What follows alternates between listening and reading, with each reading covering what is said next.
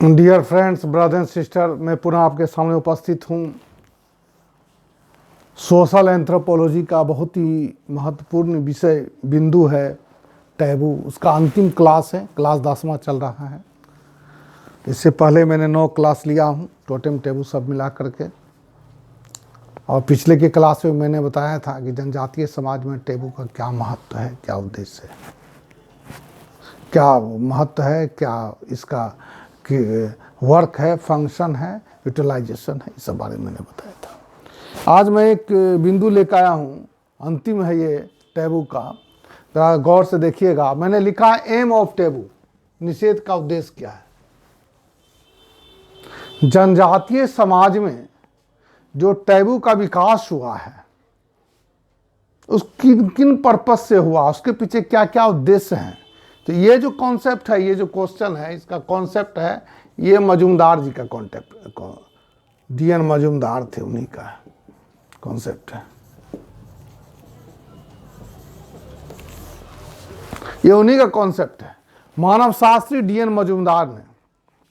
ठीक है, जनजातीय समाज में जो सभी प्रकार के निषेध को, जितने भी प्रकार के निषेध हैं, वो किन किन पर्पज से, किन किन कारणों से, किन किन परिस्थितियों में, किस किस प्रकार के लाभ के उद्देश्य है, उसमें निहित है।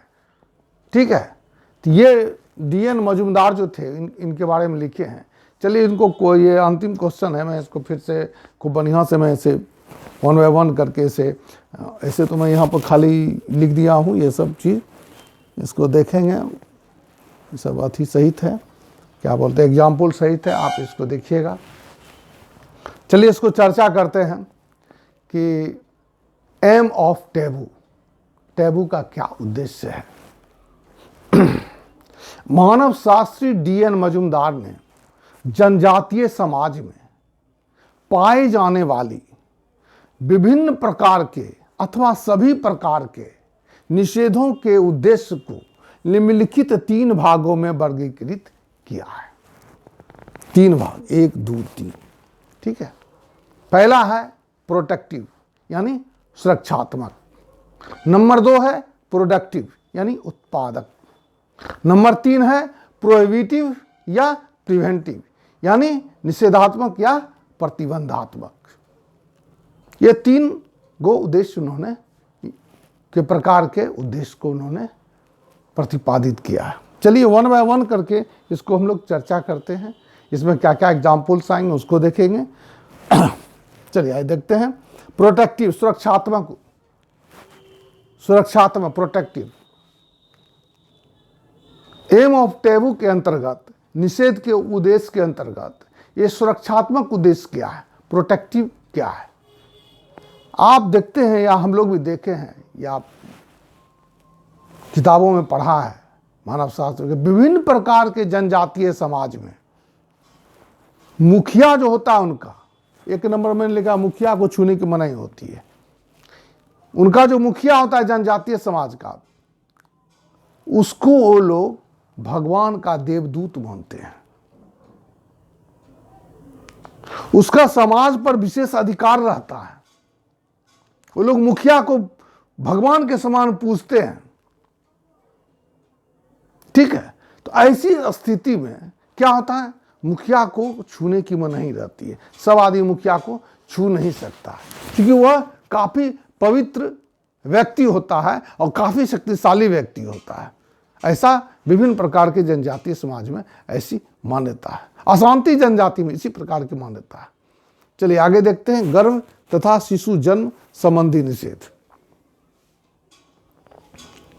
Taboo during pregnancy and child birth.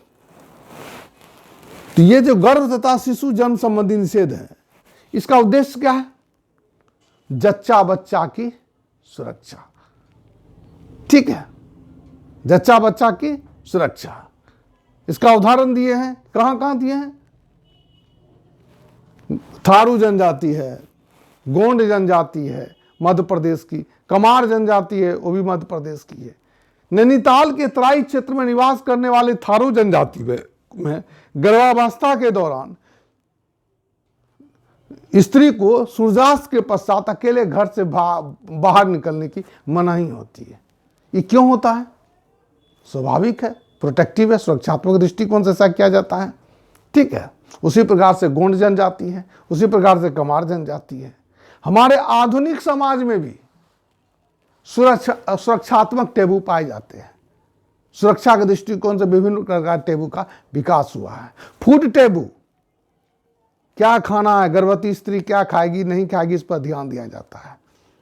ठीक है, उसे बाहर नहीं निकलना है, फिसलन वाली जगहों पर जाने से मना किया जाता है, भारी चीज को उठाने से मना किया जाता है। अगर कहीं पे ग्रामीण क्षेत्र में चापाकल की व्यवस्था है तो चापाकल चलाने से मना किया जाता है। इन तमाम कारणों के पीछे एक ही उद्देश्य है, जच्चा बच्चा की सुरक्षा, समय पूर्व गर्भपात नहीं हो जाए, इसलिए बच्चे की सुरक्षा चाहिए। तो उस ढंग के कार्य को मना किया जाता है। तो यह प्रोटेक्टिव है, सुरक्षात्मक है। ऐसे निश्चय सुरक्षात्मक उद्देश्य के अंतर्गत आते हैं। दूसरा है प्रोडक्टिव, उत्पादकता। जनजातीय समाज का जो प्रारंभिक आदिकालीन जो जनजातीय समाज थे, उनका जीवन क्या था? प्रकृति पर आधारित था, आखेटन एवं खाद्य संकलन पर आधारित था। उनका जीवन प्रकृति पर आधारित होने के कारण संघर्षमय स्थिति में रहता था। तो इन संघर्षमय स्थिति से बचने के लिए, विभिन्न प्रकार के अपशगुन से बचने के लिए, उसमें उत्पादकता से संबंधित विभिन्न प्रकार के निषेध का विकास हो गया। उदाहरण की ओर चलते हैं दोस्तों। टोडा जनजाति, टोडा जनजाति में गर्भवती स्त्री या प्रसवा काल स्थिति या जिस स्त्री को मासिक धर्म होता है, उसको भैंस छूने की मनाही होती है, क्योंकि उसका संपूर्ण आर्थिक क्रियाकलाप भैंस पर ही डिपेंड है, उसके दूध दही पर डिपेंड है। इसलिए भैंस शालाओं में जाने की अनुमति नहीं होती है उसे। ठीक है, उसको दूध दही मथने की अनुमति नहीं होती है। देखिए, भैंस को छूने की मनाही होती है। तो इस तमाम प्रकार के जो क्रियाकलाप हैं, आर्थिक क्रियाकलाप का जो निषेध है, उसका एक ही मकसद है कि आर्थिक उत्पादन को बनाए रखना, आर्थिक उत्पादन प्रभावित नहीं हो। इसलिए इस प्रकार के टेबू का विकास हुआ। तो इस प्रकार के टेबू किस प्रकार के उद्देश्य के अंतर्गत आते हैं? प्रोडक्टिव, उत्पादक उद्देश्य के अंतर्गत आते हैं। ठीक है, आप ओराव जनजाति में देखते हैं। ओराव जनजाति में क्या होता है? स्त्री को हल छूने की मनाही होती है। ठीक है, वो हल छुएगी, उत्पादकता कम हो जाएगी, ऐसी मान्यता है। ठीक है ना, उन्हें दुरात्माओं को प्रकोप हो जाएगा। तो अगर कोई स्त्री गलती से हल को छू लेती है तो वो दुरात्मा से बचने के लिए बगल के बगीचे में जाकर मुर्गा या कबूतर का बलि देते हैं। इस प्रकार का प्रावधान पाया जाता है। तो ओराव जनजाति में, रांची के ओराव जनजाति में भी हल छूने की मनाही रहती है। उसी प्रकार से बिहार के परिप्रेक्ष्य में चलिए, बिहार के भोजपुर क्षेत्र में भी हल छूने की मनाही होती है, स्त्री को हल छूने की मनाही रहती है। ऐसी मान्यता कि अगर वो हल को छुएगी तो कृषि क्षेत्र में भारी विपदाओं का सामना करना पड़ सकता है। तो इस तमाम प्रकार के निषेध का जो विकास हुआ है जनजातीय समाज के साथ साथ हमारे वर्तमान आधुनिक सभ्य समाज में भी इस प्रकार का जो निषेध हुआ है, इस प्रकार का निषेध का जो विकास हुआ है, आर्थिक क्रियाकलाप से संबंधित जो निषेध का विकास हुआ है, वो तमाम क्या है? उसका उद्देश्य क्या है? आर्थिक उत्पादन को बनाए रखना।